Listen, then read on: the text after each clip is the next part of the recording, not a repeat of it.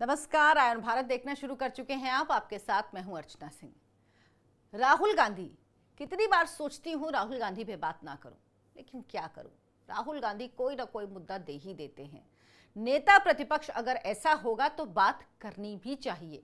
जो रोता हो कि मुझे संसद में बोलने नहीं दिया जाता, सदन में बोलने नहीं दिया जाता, लेकिन नेता प्रतिपक्ष होते हुए जब सबसे बड़ा मौका उन्हें मिले तो वो चुप रह जाएं, गायब रहें ज्यादातर वक्त सदन में, किसी और नेता को उस चर्चा को शुरू करने का अधिकार देते। किसी भी नेता को दे सकती कांग्रेस पार्टी, लेकिन नेता प्रतिपक्ष क्यों नहीं, राहुल गांधी क्यों नहीं, जो हर एक बात पर बोलते हैं। और राहुल गांधी का प्रिय विषय है मुस्लिमों का तुष्टीकरण।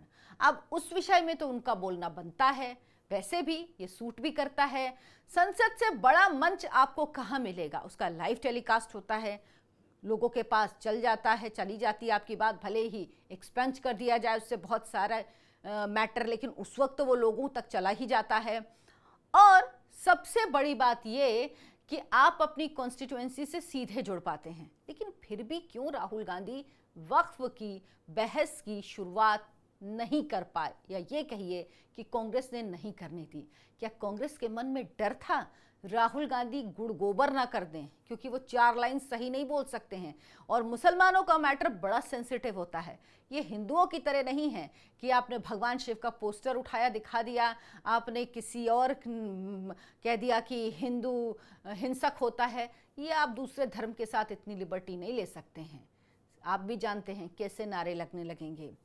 तो पूरी खबर ये विस्तार में आपको बताती हूं। और राहुल से कम उनकी बहन प्रियंका भी नहीं है, एक नहला तो दूसरा दहला है।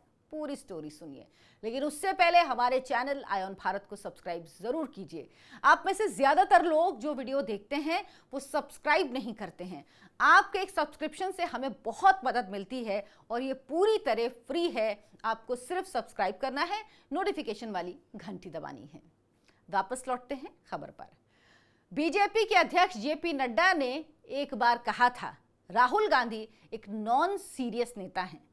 लेकिन क्या आपको पता है राहुल गांधी की बहन प्रियंका गांधी वाड्रा भी नॉन सीरियस नेता हैं। जब तक प्रियंका राजनीति में पूरी तरह नहीं आई थी, कई लोगों को गलतफहमी थी कि प्रियंका बहुत बढ़िया नेता हैं, क्योंकि उनका शायद लुक मिलता है इंदिरा गांधी से, इस वजह से उनकी तरह साड़ी पहन लेती इस वजह से। लेकिन पहले दिन से ये बात तय है कि प्रियंका गांधी नॉन सीरियस नेता हैं। अगर क्यों मैं जाऊंगी, अभी पूरी बात आपको बताऊंगी तो बात बहुत लंबी हो जाएगी, इसलिए प्रियंका गांधी को क्यों मैं नॉन सीरियस नेता मानती हूं ये कभी और बताऊंगी। राजनीति दरअसल इन भाई बहनों के लिए सिर्फ सत्ता का सुख भोगने का जरिया भर है। अगर सत्ता नहीं तब राजनीति इनके लिए बोझ बन जाती है। अब सवाल उठता है कि आखिर मैं इस वक्त ऐसा क्यों कह रही हूं। तो क्या आपको पता है कल जब वक्फ संशोधन बिल पर लोकसभा में चर्चा हो रही थी, उसके बाद उस पर वोटिंग होनी थी और यह बिल लोकसभा में कल पास भी हो गया, सरकार ने पास करवा लिया। लेकिन प्रियंका गांधी वाड्रा जो वायनाड से सांसद हैं कांग्रेस पार्टी की, वो सदन की इस महत्वपूर्ण कार्यवाही के दौरान सदन से नदारद थीं। वो लोकसभा में थी ही नहीं, उन्होंने अपना वोट नहीं डाला। एक कांग्रेस सांसद का वोट मिसिंग था, और वो कौन थी, वो हैं प्रियंका गांधी वाड्रा।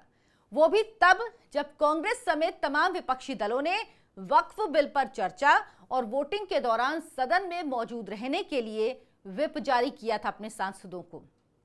मतलब वो व्हिप बाकी आम सांसदों के लिए तो था, लेकिन प्रियंका गांधी वाड्रा उनके लिए कैसे हो सकता है। अब आप जरा कल्पना कीजिए, ऐसा कांग्रेस के किसी दूसरे सांसद ने किया होता तो पार्टी उसके साथ क्या व्यवहार करती। लेकिन नेहरू गांधी परिवार की पार्टी है, तो प्रियंका गांधी वाड्रा पर भला कोई उंगली उठाने की हिमाकत भी कैसे कर सकता है। हाँ, अगर कुछ ज्यादा हो हल्ला हुआ तो प्रियंका गांधी सामने आएंगी, कुछ बहाना बना देंगी। अब देखिए कल से कैसे मीडिया के सामने वक्फ बिल को लेकर सरकार पर सवाल उठाती थीं, वैसे भी राजनीतिक परिपक्वता के लिहाज से अगर आप देखें तो दोनों भाई बहन में कोई बहुत ज्यादा फर्क नहीं है। जिस तरह से प्रियंका गांधी लोकसभा की कार्यवाही से नदारद रहीं, उसी तरह राहुल गांधी सदन में रहने के बावजूद विपक्ष की तरह से वक्फ बिल में एक शब्द नहीं बोले, जबकि उम्मीद ये की जा रही थी कि राहुल गांधी इस चर्चा की शुरुआत करेंगे, क्योंकि पूरा विपक्ष इस बिल का विरोध कर रहा है और राहुल गांधी इसके सबसे बड़ा नेता हैं, नेता प्रतिपक्ष हैं, तो राहुल गांधी इस चर्चा की शुरुआत करेंगे। लेकिन राहुल गांधी नहीं बोले। वैसे तो वो लंबे समय से वक्फ के विरोध में बोलते आ रहे हैं, यानी जो ये संशोधन बिल आया है इसके विरोध में बोलते आ रहे हैं।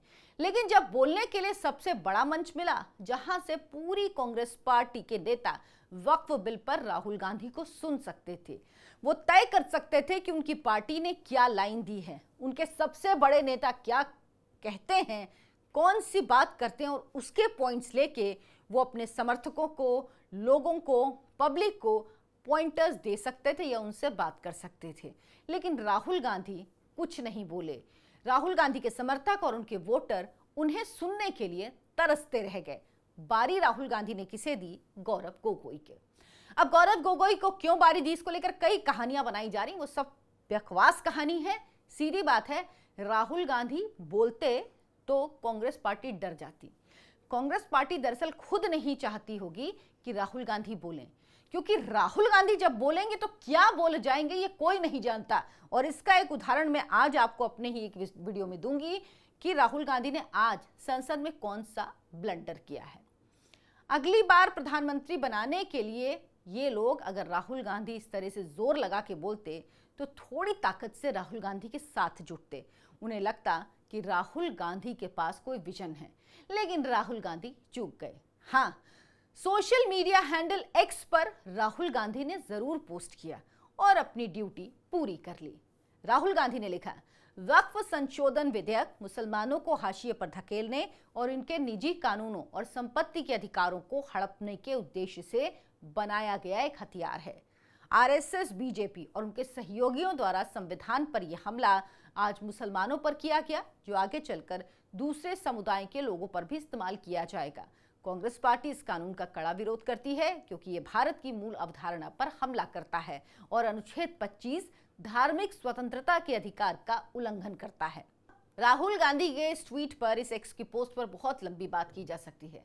राहुल जी, थोड़ी तो समझ अपने अंदर लाइए। आप कह रहे हैं कि धार्मिक स्वतंत्रता के अधिकार का उल्लंघन करता है, तो भाई जो कानून बनाया गया संसद में, वो कानून अगर उसमें अमेंडमेंट लाया जाए तो वो उल्लंघन हो जाता है धार्मिक स्वतंत्रता का। ये तो बड़ी विचित्र बात है। जब बना तो धार्मिक स्वतंत्रता का उल्लंघन नहीं था, लेकिन जब उसमें अमेंडमेंट करिए तो ये उल्लंघन हो जाता है। खैर, राहुल गांधी कुछ भी बोल सकते हैं। और इतना लिखकर एक्स पर राहुल गांधी ने लोकसभा में नेता प्रतिपक्ष की जिम्मेदारी पूरी कर ली। उन्हें लगा कि जो जिम्मेदारी उनके कंधों पर थी, उन्होंने एक छोटी सी पोस्ट डालकर उस जिम्मेदारी से पल्ला झाड़ लिया। राहुल गांधी की पोस्ट दरअसल राहुल गांधी नहीं लिखते, राहुल गांधी को कोई और लिख के दे देता होगा, भाई ये है, आप चलिए आप इसको बोल दीजिए, आप इसको लिख दीजिए।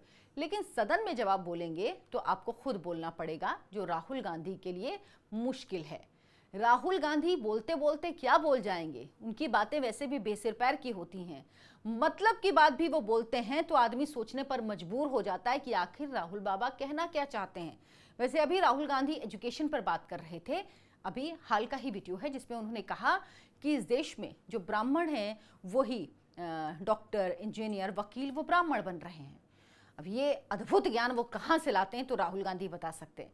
वैसे राहुल गांधी के बोलने से एक और बात याद आई, वो अक्सर धारा के विपरीत चलते हैं। आपको याद होगा जब दिल्ली में विधानसभा चुनाव के लिए प्रचार चल रहा था, तब राहुल गांधी बीमार पड़ गए, जिसकी वजह से दिल्ली के चुनाव में प्रचार नहीं कर पाए। लेकिन जैसे ही उनकी तबीयत ठीक हुई, वो सीधे मध्य प्रदेश पहुंच गए, वहां एक रैली को संबोधित किया। उनके मध्य प्रदेश में संबोधन का दिल्ली में असर भी हुआ। कांग्रेस ने यहां खाता नहीं खोला और हारने की, यानी 0 पर आउट होने की हैट्रिक लगा ली। ठीक इसी तरह राहुल गांधी ने संसद में चीन की अवैध कब्जाई गई जमीन का मुद्दा उठाया। वक्फ बिल पर चर्चा और वोटिंग हो जाने के एक दिन बाद लोकसभा में भारत की अवैध रूप से कब्जाई गई जमीन का मुद्दा वैसे महत्वपूर्ण भी है और इसे नेता प्रतिपक्ष के तौर पर उठाना भी चाहिए। इसलिए राहुल गांधी ने अपनी जिम्मेदारी निभाते हुए सरकार से 2 टूक बोल दिया। चीन ने भारत के जिस हिस्से पर अवैध कब्जा किया उसे वापस लाया जाए। उन्होंने कहा चीन भारत की जमीन हथिया कर बैठा है, लेकिन भारत के विदेश सचिव चीन के एम्बेसडर के साथ केक काट रहे हैं। राहुल गांधी ने कहा है कि ये तथ्य है कि चीन 4000 किलोमीटर हमारी जमीन पर बैठा हुआ है। अब मैं हैरान हूं कि कुछ दिन पहले भारतीय विदेश सचिव ने चीन के एम्बेसडर के साथ केक काटा। अब विदेश नीति की इतनी गहरी समझ रखने वाले राहुल गांधी ने केक काटने का मुद्दा उठाया है, तो जरूर इस बात में कुछ दम होगा। लेकिन 4000 किलोमीटर मतलब चीन ने भारत की 4000 किलोमीटर की जमीन पर कब्जा कर लिया। लेकिन पूर्वोत्तर के 7 सिस्टर्स कहे जाने वाले 7 राज्यों में से किसी राज्य को पता ही नहीं चला। सबसे बड़ी बात यह, क्योंकि चीनी सीमा से 4000 किलोमीटर अंदर घुसने पर तो असम, बंगाल, बिहार, झारखंड, 7 सिस्टर्स समेत ये सब चीन की जद में आ जाएंगे। वैसे आंकड़ों में राहुल गांधी थोड़ी सी गलती कर रहे हैं। शायद वो 4000 वर्ग किलोमीटर कहना चाह रहे थे। वैसे तो चीन ने भारत की 38000 वर्ग किलोमीटर की जमीन पर कब्जा किया है। उस हिस्से को अक्साई चीन कहते हैं, जो आज भी उनके कब्जे में है। और उस जमीन पर चीन ने 1962 में कब्जा किया था, जब प्रधानमंत्री जवाहरलाल नेहरू थे और उन्होंने हिंदी चीनी भाई भाई का नारा लगाया हुआ था। वही नेहरू जी जो राहुल गांधी के परदादा हैं। लेकिन राहुल गांधी मोदी सरकार के कार्यकाल के दौरान साल 15 जून 2020 को गलवान में जो हिंसक झड़प हुई उसमें जमीन कब्जाने का आरोप लगा रहे थे, जिस पर अनुराग ठाकुर ने जबरदस्त जवाब दिया।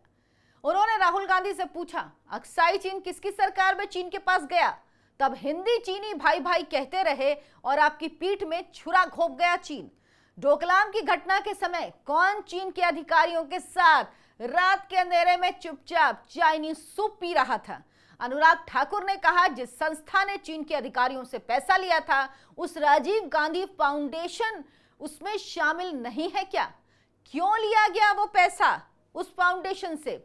डोकलाम के समय में चीन को मुंहतोड़ जवाब दिया गया और रक्षा मंत्री के साथ पीएम मोदी भी सीमा के जवानों के साथ खड़े थे। हम कह सकते हैं कि 1 इंच जमीन भी पीएम मोदी के समय में चीन के हाथ में नहीं गई। इन लोगों को जवाब देना होगा कि राजीव गांधी फाउंडेशन ने पैसा क्यों लिया था चीन से। अब आप भले ही कहते रहें कि मोदी के राज में चीन ने हमारी 1 इंच भी जमीन नहीं हड़पी, लेकिन वो ये मानने को तैयार नहीं। आखिर विपक्ष जो बैठे हैं। खैर, राहुल बाबा की बात ही निराली है। वैसे भी भारतीय लोकतंत्र का खेल तमाशा पूरी दुनिया में कुछ अलग ही होता है।